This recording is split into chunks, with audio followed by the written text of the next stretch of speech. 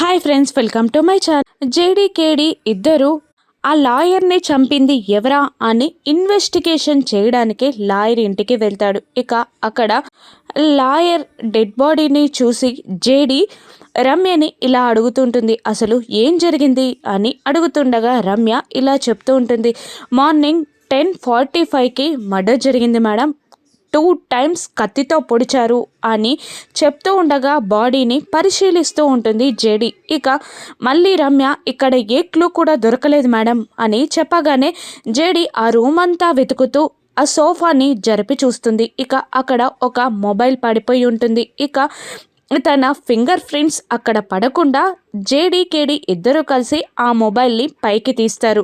ఈ మొబైల్ ఎవరిది అని లాయర్ భార్యని జేడీ అడుగుతుండగా మా అయిందే అని ఆవిడ చెప్పేస్తుంది.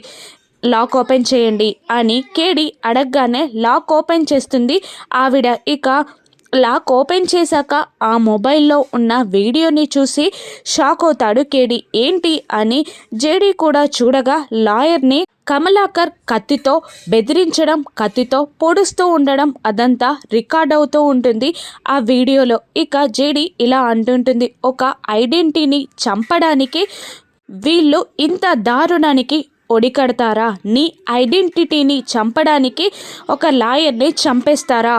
పద కమలాకర్ని అరెస్ట్ చేద్దాం అని జేడీ కేడీతో అంటుంటుంది. మరోవైపు మాధురి పెళ్లి జరుగుతూ ఉంటుంది. ఆ పెళ్లిలోనే కమలాకర్ని జేడీ అరెస్ట్ చేస్తుందా?